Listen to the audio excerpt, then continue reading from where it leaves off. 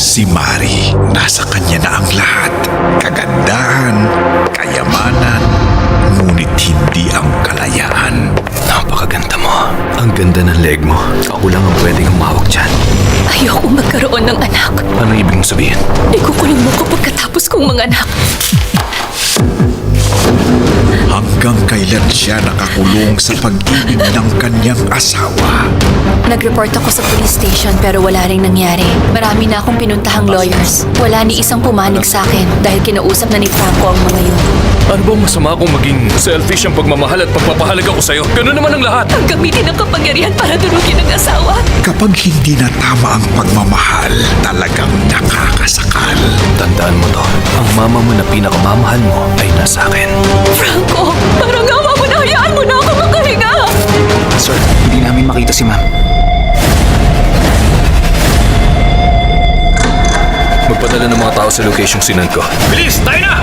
Mari yun, paalam. Ayun! Hindi pwedeng patay na siya. Hindi ka pwedeng mamatay. Hindi! Mari! Mari! Hindi ko na kayang mabuhay. Gamit ang mukhang ito, tulungan mo ako. Kailangan ko magpalit ng mukha para mabuhay ako.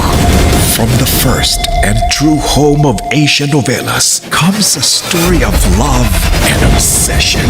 Mari, hindi ka pumunta dito para mamatay. Buhay ka. Nasaan ka?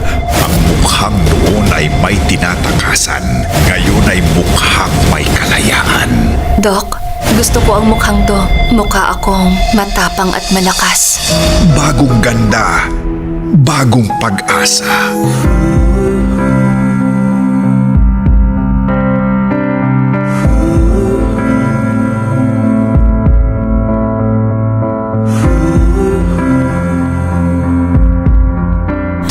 Nasaan ang director dito? Wala dito ang wife ko. Alam ko na ang title nito, A Self-Portrait. Sino ang painter nito? Nasaan ang wife ko? Kailangan ko malaman kung asawa mo talagang babae sa loob. Pag hindi mo pinakita sa akin ngayon ang... Honey, may bisita tayo. Meron kang kailangan. Hindi ka makakalayo sa impyerno kung tuso ang kalaban mo. Napakapamilyar ng mga mata niya. Sabihin mo kung anong itinatago mo sa akin. Ang ganda ng leg mo. Dahil hindi mo maloloko ang puso baliw sa'yo. Ano mang pagpapanggap mo at nasan ka man, mahahanap kita. Mari, lumabas ka na. Nasaan siya? Nasaan ang wife ko? Sumagot ka! Sino ka? Hindi mo malalaman kung sino talaga ako. Love in sadness. Malapit na.